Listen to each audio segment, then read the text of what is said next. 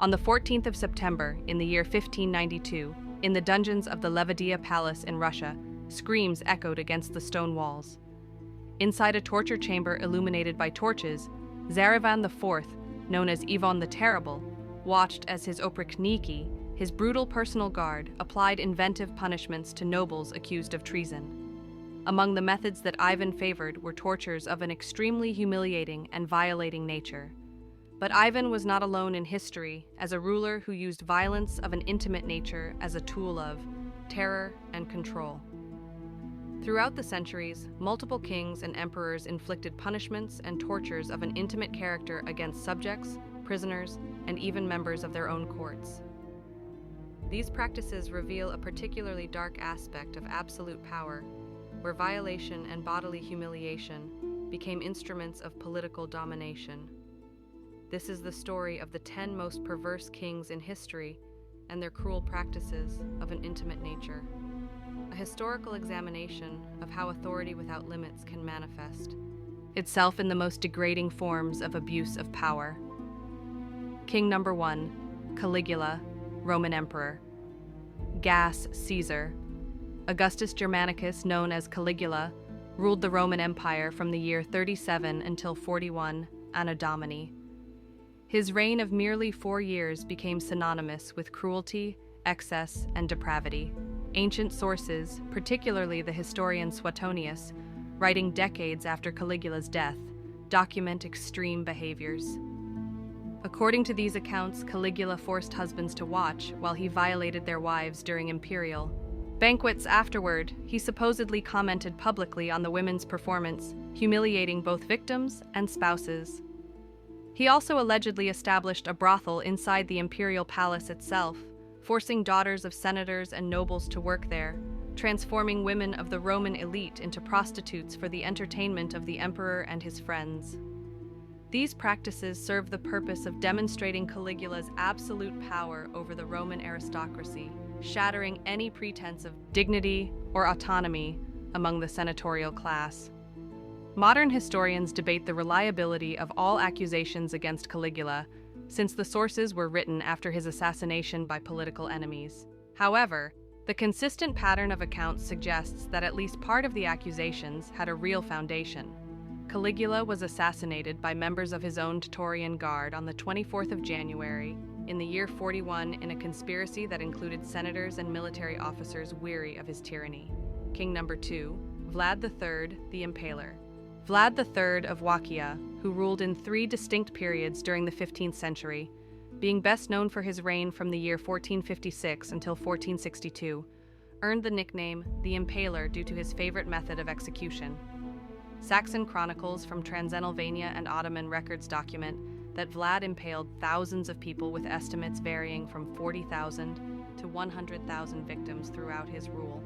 But beyond impalements as executions, historical sources suggest that Vlad used impalement specifically as torture of a violating nature before death.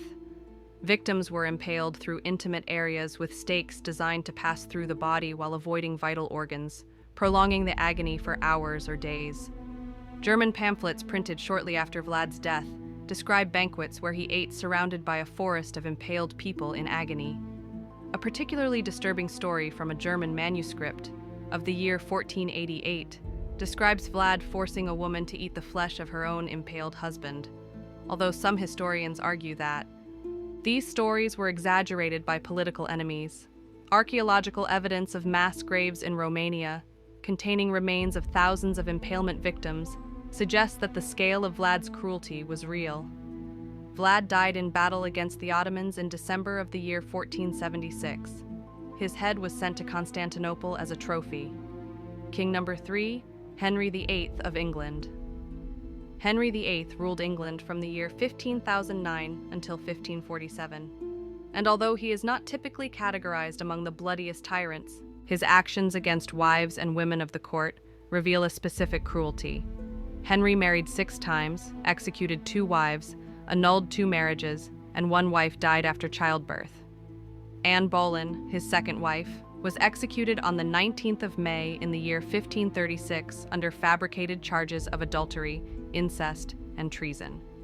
Before the execution, she was subjected to humiliating interrogations about her intimate life. Catherine Howard, his fifth wife, was executed on the 13th of February in the year 1542, also on charges of adultery. The trial records include extremely explicit details of alleged intimate encounters clearly intended for maximum humiliation. Henry also had the practice of pursuing young women of the court, and refusal could result in severe consequences for the woman and her family. Margaret Shelton, one of Henry's mistresses, was supposedly removed from court when she became pregnant without recognition or support. Henry's absolute power meant that women had little capacity to refuse royal advances without risking ruin. This dynamic transformed the English court into an environment of constant coercion, where women were objects of royal desire without genuine power of refusal. King number 4, Ivan IV, the Terrible of Russia. Ivan IV ruled Russia from the year 1547 until 1584, and the second half of his reign was marked by extreme paranoia and systematic cruelty. During the period of the Oportuna, from the year 1565 to 1572, Ivan created a state within a state governed by his personal guard, the Operniki. These men had absolute authority and committed massive atrocities. Russian chronicles and accounts from foreigners like Hinrich von Staden, a German mercenary who served as an Oprishnik document. Horrible practices even personally participated in tortures, and many had a violating nature. Von Staden described in his memoirs how the Oprichniki violated women in front of their families before executing everyone. During the sack of Novgorod in January of the year 1570, which lasted 5 weeks, it is estimated that 15,000 to 60,000 people were killed. Contemporary accounts describe massive violence against the women of the city. Ivan also had the practice of forcing widows of executed boyars to enter convents, but beforehand he supposedly subjected them to humiliations. His own personal life was brutal. He killed his son and heir Ivan Ivanovich in a fit of rage in November of the year 1581. Ivan died while playing chess in March of the year 1584, possibly poisoned, leaving a legacy of terror that traumatized Russia for generations. King number 5, Commodus, Roman Emperor Lucius Aurelius. Commodus ruled Rome from the year 180 to 192, Anotini, son of Marcus Aurelius, the philosopher emperor. Commodus was the complete opposite of his father. Ancient historians Cassius Dio and Herodian describe increasingly erratic and cruel behavior. Commodus maintained an enormous harem and forced women of the Roman elite to participate. Cassius Dio, who was a senator during Commodus's reign, and an eyewitness reported that the emperor forced wives and daughters of senators to present themselves at the palace for his personal use. Those who refused or whose families protested faced accusations of treason and execution. Commodus also saw himself as a reincarnation of Hercules and frequently appeared in public dressed as the hero, including in the gladiator arena, where he fought against opponents who were forced to lose. His intimate behavior was equally theatrical and coercive.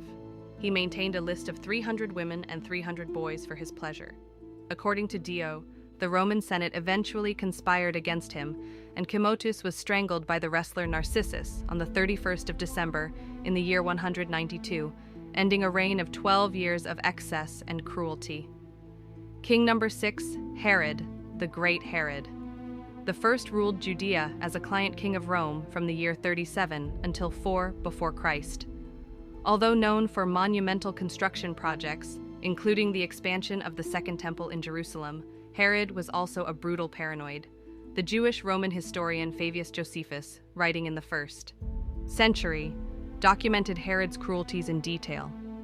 Herod executed multiple members of his own family for suspicions of conspiracy, including his favorite wife, Miriam the First, in the year 29 before Christ, his mother-in-law, and eventually 3 of his sons. Before executing Miriam, he supposedly subjected her to brutal interrogation about alleged infidelity, torturing her servants to extract false confessions. Josephus reports that Herod was afterward consumed by remorse and guilt, suffering mental deterioration. In growing paranoia, Herod also ordered massacres of entire groups suspected of disloyalty. The story of the massacre of the innocents, the babies killed in Bethlehem, although not confirmed by non-biblical sources, is consistent with Herod's documented brutality.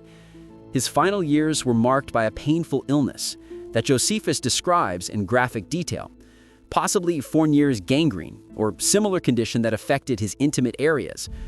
Ironically appropriate given his cruelties. Herod died in agony in the year 4 before Christ in Jericho.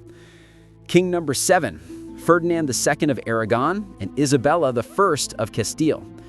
The Catholic monarchs Ferdinand and Isabella ruled together from the year 1479 until Isabella's death in 1594, and Ferdinand continued until 1516. Although celebrated for the unification of Spain and patronage of Columbus, they also instituted the Spanish Inquisition in the year 1480.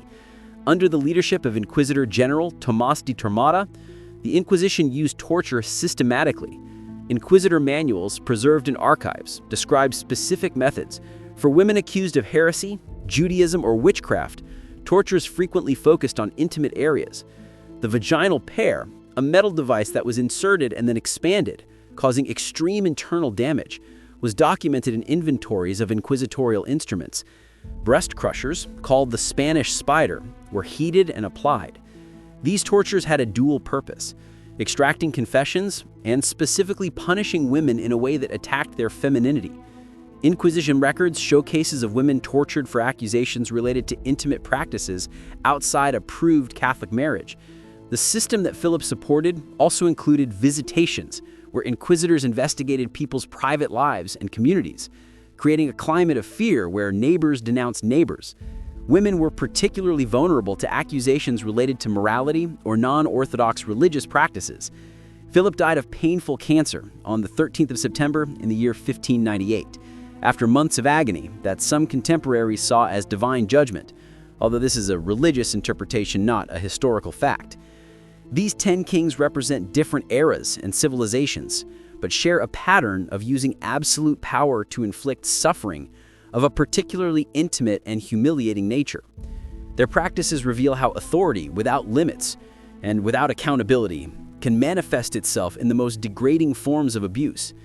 It is important to note that many of these accounts come from historical sources written by political enemies or decades after the events, and modern historians debate the accuracy of some of the more extreme accusations. However, the general pattern is consistent across multiple sources and periods.